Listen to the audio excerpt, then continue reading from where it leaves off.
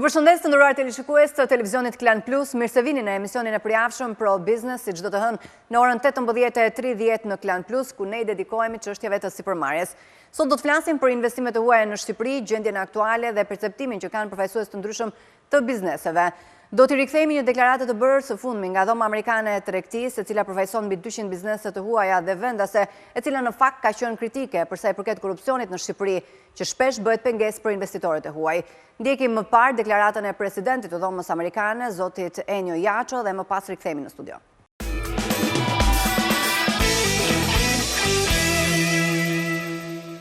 Ne gjithë e dim ose e pranojmë, mendojmë që korrupsioni është i përhapur në Shqipëri. Sigurisht është një problem, pengon seriozisht investimet e huaja. Në fakt ne kemi diçka diçka që quhet Amcham Business Index ose shpeshherë quhen ABI, ku ne bëjmë një anketë përgjithshme vjetore me të gjithë anëtarët tanë, dhe problemi i parë kryesor që ata përmendin është si problematik, si pengesë në lidhje me bizneset e tyre janë monopolet dhe konkurenca e pandershme. Kjo është një mënyrë elegante për të thënë që jemi të penguar nga korrupsioni. Pra korrupsioni është një problem, edhe çfarë do të flasim, çfarë do të themi ne në lidhje me klimën e investimeve apo me reformën e investimeve, ka një element fort që nëse nuk godasim në thelb korrupsionin, atëherë do kemi të pamundur që të bëjmë hapa përpara. Unë mendoj që çështja në lidhje me korrupsionin është: a kemi një vullnet të mjaftueshëm të kombinuar të gjitha forcave, qoftë forcave politike, qoftë forcave të tjera që janë influenciale dhe janë të rëndësishme në Shqipëri për ta luftuar korrupsionin. Unë mendoj që ka ardhur koha për ta parë problemin në sy edhe për ta goditur në sy. Kjo është deklarata e bërë nga Dhoma Amerikane e Tregtisë së fundmi, lidhur me investimet e huaja në Shqipëri. Presidenti i saj, Enio Jaço, tha se korrupsioni është një nga problemet kryesore që mban larg investitorët. Veç kësaj, problemi janë taksat dhe burokracitë. Procedurat e zgjatura për marrjen e licencave dhe lejeve të ndërtimit apo për lejeve të investimit. Kemi sistemin e taksave i cili është ndryshon në mënyrë frekuente. Kjo është diçka e njohur edhe nga përfaqësues të ndryshëm të qeverisë. Nuk është normale që taksat të ndrohen në çdo vit, normalisht duhet ndrohen pak më rrallë që t'ju lejon mundësi bizneseve të bëjmë planifikimin e duhur. Po gjithashtu edhe një lloj niveli ndoshta më konkurrent i taksave në rajon, sepse po t'i krahasojmë me rajonin, ndoshta nuk i kemi dhe aq konkurrente, por kjo është një temë pak më komplekse. E treta është zbatimi i kontratave.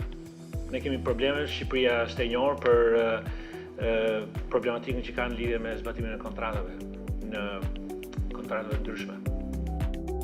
Pozicionimin e Shqipërisë si më pak konkurruese, presidenti i Dhomës Amerikane të Tregtisë e lidh me raportin e Bankës Botërore Doing Business. Shqipëria renditet e 82-ta në klasifikimin botëror. Mali i Zi është e 50-ta, Kosova e 57-ta, Serbia e 44-ta, Maqedonia e Veriut e 17-ta. Pra ne kemi një hendek shumë të madh mes pozicionit ku Shqipëria ndodhet edhe pozicionit ku ndodhet Maqedonia e Veriut. Nuk është çudi pra që pjesën më të madhe të investimeve të huaja në rajon e marrin e përfitojnë Serbia ose Maqedonia e Veriut. Ndaj, sipas Jaços, është e nevojshme të ndërmerret një reformë e thellë nga qeveria për investimet, pasi po i vjen fundi edhe dy investimeve të mëdha si TAP dhe DEVOLL.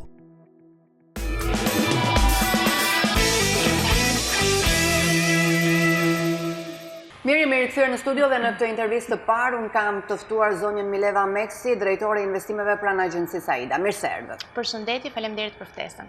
Në radhë të parë ne duam një panoramë të qartë të investimeve të huaja në Shqipëri, të ndarë në përqindje sipas sektorëve dhe kontributin që po japin në ekonomi. Të dhënat më të fundit që ne i marrim nga Banka e Shqipërisë dhe nga Instat, cilat janë burimet tona zyrtare, ato të 3 mujorit të 3 të 2019-s, flasin për një trend dritës të investimeve të huaja në termin e fluksit të investimeve, që do të thotë prurje të investitorëve të huaj në vend, ashtu si dhe në terma të stokut të investimeve, që do të thotë riinvestimet në vend, pra investitorët ekzistues që kanë riinvestuar të ardhurat dhe përfitimet e tyre. Kemi një rritje me 1.1% krahasuar me të njëjtën periudhë të vitit paraardhës në terma të fluksit të investimeve dhe kemi një rritje prej 1.7% në terma të stokut të investimeve. E njëjta përqindje pak a shumë ruhet edhe në terma vjetor, pra nëse krahasojmë periodike të 2017-s dhe 2018-s. Shohim që trendet e stokut të investimeve, pra riinvestimet, janë me një trend rritës. Kurse fluksi sërish është rritës dhe arriti kulmin e vet në 1 milion euro në vitin 2018, po ajo që ne na bën të ndihemi deri diku optimist për investimet huaja në vend është që është krijuar deri diku një klimë e favorshme të themi për të riinvestuar edhe për të zgjeruar aktivitetin e atyre kompanive që kanë investuar në Shqipëri. Nëse flasim në terma sektorial, përqindjen më të madhe edhe në terma të fluksit, edhe në terma të stokut e zë sërish sektori i energjisë. Madje në terma të stokut në vitin 2018 arriti në vlerën 590 milion euro, sigurisht që ka arsye pasi është tapi, është kaskada e DEVOLL-it, që kanë investime në këtë sektor. Kemi të dytën në renditje me 14.2% industrinë nxjerrëse dhe përpunuese të burimeve minerare dhe pastaj kalojmë te telekomunikacioni, i cili është një sektor mjaft interesant pasi në terma të fluksit të investimeve, pra prurjeve të reja, e kemi me një rritje prej 30% krahasuar me vitin e kaluar. Gjithsesi, ajo që ngren si shqetësim analistët është se përfundimi i 2 projekteve mjaft të rëndësishme ai tapit dhe DEVOLL-it janë drejt fundit dhe mund krijojnë një ulje të investimeve të huaja, pra në volumin e investimeve të huaja, dhe si do të mbushet ky BSHL? Ka interes nga kompanitë të tjera të mëdha për të investuar në Shqipëri? Interes ka, unë këtu dua të sqaroj 2 momente të caktuara se si ne i presim investimet në Shqipëri dhe si kalkulojmë pritshmëritë tona për investimet të tjera në të ardhmen. Absolutisht që TAP si një projekt rajonal solli rriti fluksin e investimeve në vlerat konsiderueshme në ekonominë vendas dhe ashtu si stokut të investimeve, pasi është një investim që ka kapur shifrat prej 1.5 miliardë euro. Dhe kaskada e DEVOLL-it me 2 hecet e Moglicës edhe të Banjës ka shkuar diku ke 350 milion euro, pra janë vlera të konsiderueshme. Llogaritë tona në terma të fluksit dhe të stokut të investimeve, ashtu si dhe të dhënat e Bankës të Shqipërisë që shpjegova pak më përpara referoni një trend dritës. Ajo që dua të them është që në gjithë kuadrin e 4 viteve, pra që nga 2016 dhe deri më sot, ka pasur interes për të aplikuar pranaides për këto projekte investimi strategjik diku rreth 48 projekte, nga të cilat janë trajtuar në këtë komitetin e investimeve strategjike 28 të tilla dhe 12 kanë marrë një vendim pozitiv për të miratuar statusin strategjik. Çfarë do të thotë kjo? Sektorët strategjik identifikohen nga legjislacioni. Quhet investim strategjik ai që kap një vlerë investimi të caktuar, pra të lartë, dhe vende punësimi të caktuara në legjislacion. Nga projektet që ne kemi shqyrtuar deri tani, dhe për të cilat është marrë një vendim pozitiv nga Komiteti i Investimeve Strategjike, në 12 projekte investimi, ku vlera totale e propozuar është diku ke 690 milion euro, që të mos marrim në konsiderat bashkë me ato të refuzuarat, ku vlera e propozuar në total shkon te 2 miliardë euro. Flasim ato që janë drejt konkretizimit në 690 milion euro, ne presim që brenda këtij viti, duke qenë që projektet i monitorojmë edhe në faza zbatimi, në vitin gjatë periudhës 2020 dhe 2021, të kemi një investim nga këto kompani që kanë propozuar projekte investimi strategjik diku ke 350 milion euro. Të paktën gjysma. Të paktën gjysma. Pra flasim për ato projekte të cilat kanë një vlerë të konsiderueshme, propozohen nga kompaninë. Kanë kaluar disa faza? I kanë kaluar disa faza dhe ne jemi në procese që po monitorojmë tek disa prej tyre zbatimin, pra kanë kaluar fazën e lejeve zhvillimore, lejeve të ndërtimit dhe po ndjekim zbatimin teknik të projekteve e cilat duhet të ecë sipas planit të investimit dhe biznesit që ata kanë propozuar tek ne dhe mbi të cilën është marrë një vendimarrje. Kemi dhe projekte të tjera të cilat janë miratuar, po janë në fazat e tyre fillestare, pra duhet në asistuar me procedurat përshpejtuara për të marrë leje, licenca, autorizime, gjithë gamën e akteve administrative që do i duhet një projekti për të jetëzuar investimin e. Kemi kompani të njohura ndërkombëtare apo në çfarë fushash i kemi këto investimet huaja në Shqipëri? Në 28 projekte, më fal, që kanë kaluar në Komitetin e Investimeve Strategjike, 12 të aprovuara, më shumë se gjysma e tyre 7 projekte investimi janë në sektorin e turizmit. Dhe shohim një boom interesi në sektorin e turizmit, e cila ka një arsye. Viti 2016 kombinoi jo vetëm legjislacionin e investimeve strategjike, po dhe paketën e re ligjore për investime në turizëm. Pakete e cila më vonë u plotësua me të gjitha aktet në ligjore dhe kemi arritur në lehtësira fiskale të konsiderueshme në sektorin e turizmit, për struktura akomoduese qofshin këto elitare apo jo. Pra kemi ulje të tatimit me vlerën e shtuar në 6% në strukturat elitare akomoduese 4-5 yje etj. Kemi lehtësira fiskale në agroturizëm, në qoftë se certifikohen dhe standardizohen si të tilla me një TVSH prej 5% dhe me heqje të tatimit mbi fitimet për 10 vite, janë të tjera lehtësi fiskale, ashtu si kundër jepet dhe prioritet për investime në turizëm, po jo vetëm në këtë sektor, por dhe në zhvillimin e turizmit rural apo zhvillimin e turizmit të konotacioneve të ndryshme, për t'i incentivuar dhe për të ofruar madje edhe tokë shtetërore për 99 vite me tarifën simbolike 1 euro për investime në këtë sektor. Kemi ndonjë brend të njohur që mund do afrohet? Janë lidhur kontrata, po. Investitorët që vinë aplikojnë tek ne për të marrë statusin e investitorit strategjik, për të përfituar më pas nga lehtësirat fiskale dhe jo vetëm fiskale që ofron legjislacion, duhet që të kenë kontrata të lidhura me brende. Keni ndonjë emër konkret? Kështu që ne presim, emra ka konkret, nuk mund t'i them për sa kohë ende kompanitë nuk kanë filluar të jetëzojnë projektin e tyre. Mund t'ju them që presim në Dhërmi që të kemi 2 projekte investimi shumë interesant. Presim që të kemi një kontrat tek Meril në Sarand, me një brand të njohur, kështu që janë kontrata që janë ende në proces.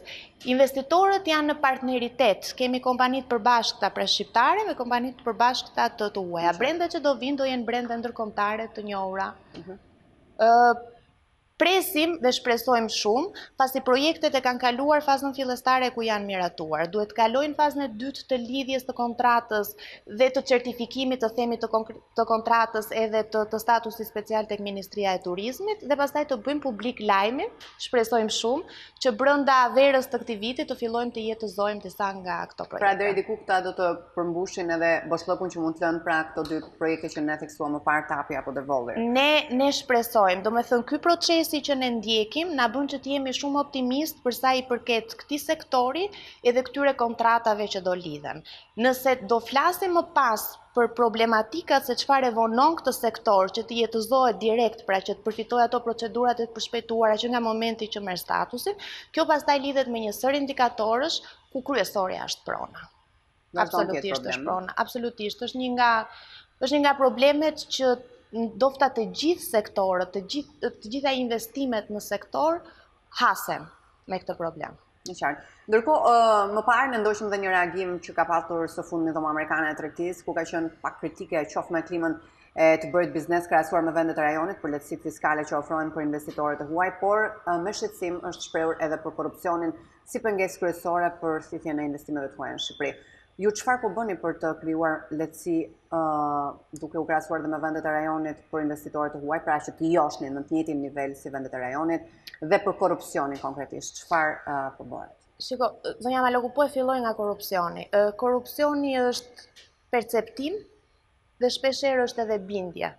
Po jo vetëm e investitorit, është bindje e individit, e qytetarit, e njeriut në nevojë që administrata nuk i përgjigjet, që kudo që të trokasi që për problemin e vetë që mund të jetë në administratën publike, që për problemin shëndetësor etj. Do përballet me një shërbim që nuk është i duri, që është i korruptuar etj. Dhe puna për një luftë madhe antikorrupsion absolutisht fillon këtu, fillon së brendshmi. Fillon tek ne për të ndryshuar perceptimin, bindjen, realitetin dhe më pas kjo sjell efektet e veta pozitive edhe në perceptimin që të themi arena ndërkombëtare ka për klimën e biznesit edhe investime në Shqipëri dhe investitori huaj konkretisht. Ajo që unë shoh që po bëhet referuar klimës së biznesit dhe investimeve, pra ta ngushtojmë pak spektrin se s'mund të flas për gjithë gamën e korrupsionit në vend.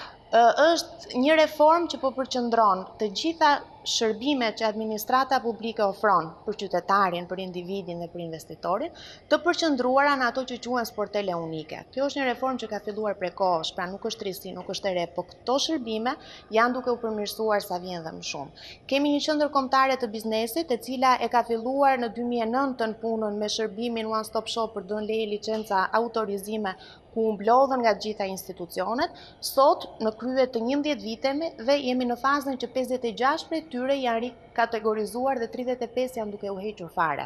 Shërbimi tani i qendrës kombëtare të bizneseve është një nga shërbimet më të mira. Të regjistrosh një biznes në Shqipëri është shumë e thjeshtë, dhe të marrësh leje, licencë, autorizime në Shqipëri është shumë e thjeshtë. Ky ishte një ndër indikatorët që ne na renditi lart në doing business, krahasuar me të tjerët që kemi pësuar rënje në indikatorë të tjerë. Kemi one-stop shopet përqendruara për trajtimin e projekteve të investimit, investitor strategjik dhe jo vetëm. Çfarë do të thotë kjo? Do të thotë që investitori i huaj troket vetëm në një sportel të vetëm, takohet vetëm me një funksionar të administratës publike i cili e sqaron për gjithçka që duhet të dorëzoj, merr aplikimin e tij dhe është funksionari i administratës publike përgjegjës për të mbledhur të gjitha institucionet e përfshira që kanë detyrimin të trajtojnë një projekt investimi. Pra dosjet nuk ngelin më zyrave të institucioneve që të kalojnë burokracitë e kohës të eprorëve për ta parë, për ta miratuar e tjerë, po ka një cikël që i impenjon për të trajtuar një projekt investimi brenda 30 ditësh. Kemi i lejet, është Agjencia e Zhvillimit të Territorit, ku aplikohet për të marrë lejet e ndërtimit, lejet e zhvillimit dhe ku është qëndërzuar një shërbim i cili sigurisht mbledh në platformën e vet elektronike konfirmimet ose jo konfirmimet e një sëri institucionesh të tjera. Pastaj, a ka gjëra të tjera për të përmirësuar? Absolutisht që po. Domethënë, besoj që procesi... Jo sa që pronat ishte një problem tjetër, ku ngecin këto proceset? Ne flasim për ditë me biznesin, sepse kemi këto dy proceset e rëndësishme që na bëjnë që problematikat të na qëndërzohen dhe të kuptojmë që janë 1, 2 apo 3 thelbësore. Kur trajtojmë projektet e investimeve strategjike, marrim gjithë, si thuaç, rekomandimet e teknikëve të fushës dhe shohim që për të zgjidhur një projekt, për t'i dhënë jetë një projekti, për të realizuar një projekt e tjerë, për të marrë leje ndërtimi, leje zhvillimi, është prona ajo që duhet jetë shumë e qartë. Dhe kur fillojmë dhe bëjmë identifikimin e pronës, shohim që janë 7, 8, 9 institucione të cilave duhet t'i adresohemi për të marrë përgjigjet e tyre nëse mundemi apo nuk mundemi të krijojmë një projekt investimi në këtë pronë.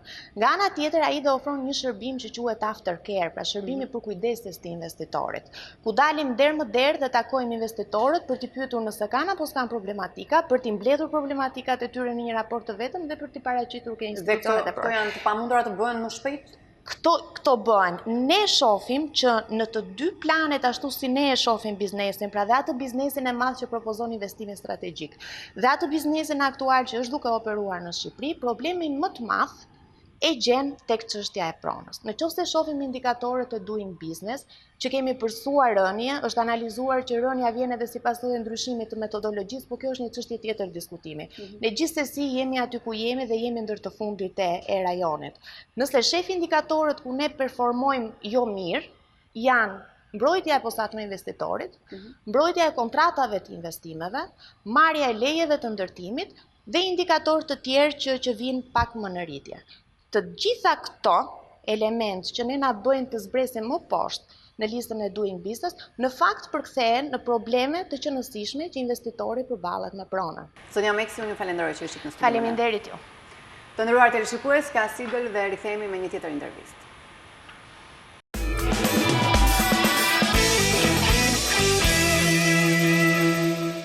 Mirë, jemi rikthyer në studio dhe unë jam me zotin Enio Jaço, ish zëvendës ministër i ekonomisë, tregtisë dhe energjetikës, njëherë është antar i kryesisë Partisë Demokratike. Mirë se erdhët. Përshëndetje. Si zëvendës ministër në fushën e ekonomisë, si shikoni prezencën e investimeve të huaja në vendin tonë? Mendoj që veçanërisht në 2 vitet e fundit, për t'i dhënë një përgjigje koncize pyetjes tuaj dhe pastaj ndoshta për ta shtjelluar më tutje, investimet e huaja direkte janë një ndër treguesit e kësaj qeverie, të cilat po shkojnë drejt rënjes, për shkak të një problematike shumë të madhe të hasur edhe më parë, kur them më parë, edhe para disa vitesh, jo vetëm 2 vitet e fundit, por veçanërisht 2 vitet e fundit është bërë e prekshme, është bërë e artikuluar dhe besoj që ka një ndjesi të përgjithshme që nuk vërtetohet thjesht nga raportet ndërkombëtare të tipit si të bësh biznes, Bankës Botërore, apo liria ekonomike e World Economic Forum, apo raporti mbi transparencën i Transparency International për korrupsionin, vjen korrupsionit. Jo thjesht këto. Këto janë raporte që kanë filluar të jenë kritik me qeverinë shqiptare dhe me klimën e të bërit biznes 4-5 vite më parë. Ne sot shohim që është ndjesia e atyre që realisht punojnë në Shqipëri, dhomët e Tregtisë, shoqatet e ndryshme të investitorëve të huaj që flasin për një klim të bërit biznes gjithmonë e më shumë të acaruar, në mos të pamundur, për ikje nga Shqipëria dhe fakti është edhe në pjesën statistikore, me mbylljen e 2 projekteve të mëdha të akorduara të firmosura përpara vitit 2013, që është kaskada e DEVOLL-it, nga Statkraft dhe projekti TAP. 60% këto përbërnin masën kryesore të investimet huaja, 60% e investimet huaja do të shkojnë papritur në zerim. Çka do të thotë që ne përballemi me pjesën tjetër. Klima shumë e vështirë. Fakti që asnjë emër i madh ose i rëndësishëm i ekonomisë botërore nuk ka mbritur në Shqipëri. Nuk flitet më për projekte të mëdha, as për projekte strategjike. Flitet për gjëra shumë të vogla. Fakti që gjatë këtyre viteve ne jo vetëm kemi qëndruar në vend, por kemi bërë hapa mbrapa. Dhe problemi është, apo çështja është që fqinjtë tanë, Maqedonia, Kosova, Serbia, Malezi, kanë bërë hapa të mëdha dhe reforma të mëdha përpara. Këta kanë qenë në nivel matje poshtë Shqipërisë në vitin 2008-2009. Dhe reformat e asaj kohe të qeverisë shqiptare mundoheshin, domethënë u referoheshin dhe i merrnin për shembull reforma strukturore, reforma rregullatore, reforma fiskale. Në fakt, tashmë e dim se çfarë potenciale ka Shqipëria për të ofruar për investitorët e huaj, por çështja qëndron në orientimin e dur që bëhet nga qeveria dhe në zbatimin e atyre rregullave të lojës, nëse mund ta quaj kështu, për t'i thithur sa më shumë. Me vendet e rajonit si jemi dhe nga kontaktet që ju keni, a ka interes nga investitorët e huaj për Shqipërinë, apo ka humbur interesi? Apo kanë interes vinë dhe stepen në një moment të dytë pasi shohin procedurat dhe mundësit?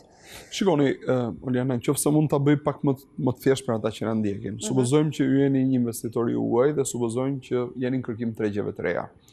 Dhe tregu i pa zhvilluar ende, ku pret investimet huaja, sepse nuk kanë mbritur ende në nivelin e Bashkimit Evropian. Për një investitor të Bashkimit Evropian, sepse 95% e investitorëve të huaj në rajon janë investitorë të Bashkimit Evropian, do të ishte në mënyrë thellësisht, do të ishte thellësisht e natyrshme vendet e Ballkanit Perëndimor. Pra, Serbia, Maqedonia, Kosova, Malezi, Shqipëria. Këto janë 5 vendet e Ballkanit Perëndimor. Atëherë, ju keni X milion euro që doni të investoni ku? Në turizëm, ndoshta në industri, ndoshta në fason, ndoshta diku tjetër, në shërbime, diku tjetër. Dhe filloni shikoni vend pas vendi, kush vend ofron potencialisht kushtet më të mira, ai që quhet klima më e mirë e biznesit, ku ju lekët që i keni vënë me mund më djers, mund t'i investoni. Në garën rajonale, për fatin tonë të keq, Shqipëria është e fundit. Pra, investitorët do preferonin të shkonin në Serbi, në Malezi, Maqedoni, patjetër, madje edhe në Kosovë përpara se të vini në Shqipëri. Sepse pa mbritur endet e klima biznesit, le të shikojmë ngarkesën fiskale. Këto të vendet rajonit, në përjashtim në Shqipëri, jo, janë në një ngarkesë, le të themi, tatimi korporativ, pra tatimi fitimit, lëviz nga 9 deri në 12%. Që këtu fillon distanca e parë. Pastaj ato ofrojnë incentiva tjera që Shqipëria nuk i ofron dot. Maqedonia ofron incentiva tjera që kanë lidhje me parqet industriale, me punësimin aton, me kërkim zhvillimin. Shqipëria nuk i ofron. Pastaj ofron lehtësira burokratike. Pra, të pjesës rregullatore. Sa shpejt e merr licencën? Sa shpejt jepet toka? Dhe nëse jepet toka, jeni 100% i sigurt që nuk ka probleme. Titulli i pronësisë është i pastër, nuk ka probleme. Janë të gjitha gjërat që fillojnë akumulohen dhe e detyrojnë një investitor të mesëm, se investor të mëdhej lëvizin me tjetër logjik, investitor të mesëm që thotë jo, një sekond, Shqipëria ka tjerë para Shqipërisë. Dhe në fund të ditës, në veçanërisht 3 vitet e fundit, kemi vendime të kompanive të rëndësishme gjermane, franceze, holandeze, belge, Amerikanë nëse doni, për të vendosur në vendet e rajonit, por preferenca tyre është Serbia, Malizi, veçanërisht për pjesën e turizmit, dhe Maqedonia për pjesën si mos industria automotive, Serbim, Shqipëria s'ka traditë në këtë gjë. Pra, duhet kuptuar që klima e biznesit per se në vetvete nuk është qëllim i fundëm. Ne jetojmë në mes të konkurencës. Ne jo vetëm duhet përmirësojmë klimën tonë të biznesit, por duhet ta përmirësojmë në mënyrë të tillë që ne të dallohemi nga fqinjtë tanë, sepse gara rajonale është vërtet shumë e ecshme. Në fakt, qeveria ka patur disa lehtësira në sektorin e turizmit, ku përjashtonte nga disa taksa investitore që do të ndërtoni resorte apo hotele me 5 yje. Konsiderohet kjo një lehtësirë dhe mendoni se do t'i josh investitorët e huaja, ka patur lëvizje pas kësaj lehtësie që ka bërë qeveria? Shikoni, ka një lehtësi tillë, para 2 vitesh është miratuar lehtësimi në paketat e shërbimeve turistike. TVSH-ja 6% për shërbimet, për gjitha llojet e shërbimeve që jepen brenda resortit, për hotelet 5 yje dhe më radhë. Siç është edhe tatim njësër lehtësirash fiskale që janë pozitive, do të thoja unë, përsa i përket industrisë automotive. Domethënë aftësia për të mbajtur humbje deri në 10 vjet dhe tatim fitimi për vitet e para mos gaboj 5%. Por e them dhe një herë tjetër, e përmenda çështjen e ngarkesës fiskale për të thënë që kjo është e para, por fakti që e vendos atë para nuk e bën domosdoshmërisht më të rëndësishme. Sepse një investitor po të ketë klim të mirë biznesi, administrat profesionale, pra gjitha këto janë kosto që ne nuk i ndjejmë. Imagjinoni që Shqipëria, bizneset e Shqipërisë humbasin mijëra euro në vit dhe ditë pune përveç kostove, për faktin e inspektimeve të pafundme që s'marrin kur. Dhe secili pret fletën e tij të gjobët dhe nuk çan kokë me çfarë bërej tjetri përpara, dhe në fund të ditës pastaj del biznesi që është i dëmtuar. Pra, janë një sër, le të thoja, komponentësh të cilët duhet të funksionojnë së bashku për të dhënë atë rezultat që gjithë ne duam. Nuk mjafton vetëm të lëvizësh në një drejtim kur problematikat në fushat e tjera i kemi po aq të mpreta, në mos më të mpreta akoma. Kjo jep një rezultat ose s'jep rezultat fare, dhe po edhe mund ta japin ndoshta minimal. Pra, kur flitet për ekonominë, flitet edhe për reforma strukturore, për shëndosjen e ekonomisë, flitet edhe për reforma rregullatore, që prek më së shumti klimën e biznesit, flitet edhe për reforma të fiskalitetit, po flitet edhe për reforma të gjyqësorit.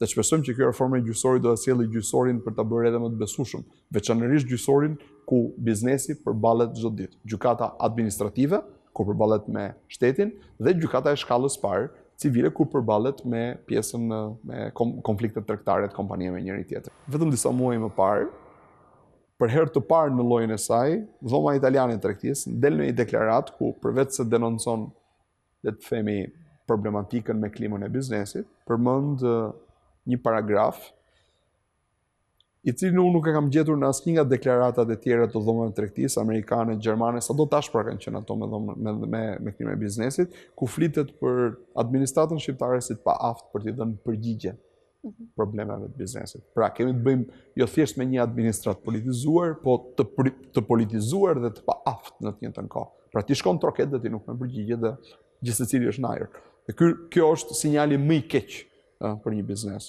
Ky është sinjali më i keq. Pra, kemi të bëjmë me një situatë shumë komplekse, që nuk zgjidhet për t'ju kthyer pyetjes tuaj, as me një ulje takse, as me një rregullim makijazh, make-up të vogël diku këtu apo diku atje, po zgjidhet me një qeveri që do ta bëjë këtë gjë dhe e kap demin nga brirët. Pra, përmirëson të gjitha komponentët në të njëjtën kohë në mënyrë që të fillojmë të fitojmë patjetër garën rajonale. Dhe garën rajonale e kemi në vende realisht të etura për të thithur investimet tuaja, me le të themi agjenci specifike për këtë, me institucione të ngritura dhe me një sistem gjyqësor që është shumë herë më tepër funksional se sa në Shqipëri.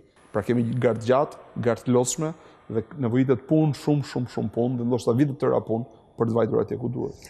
Nëse nuk na ofron kompani të tjera të mëdha apo projekte të mëdha, çfarë do të thotë kjo për Shqipërinë? Spari, ne do kemi përgjegjësim të bilancit tregtar, dhe përgjegjësimi i bilancit tregtar ka për të qenë i madh. Shpresoj të mos preken, le të themi, shtyllat makroekonomisë vendit, por përgjegjësimi i bilancit tregtar ka për të qenë i madh. Së dyti, ju dhe shumë gazetarë tjerë vazhdimisht pyesin, apo njerëz që ndjekin ekonominë, ku do të fokusohet, ku duhet të fokusohet qeveria në këtë drejtim në të drejtim. Unë them që personalisht mendoj që nuk ka pse të ketë një drejtim të preferuar.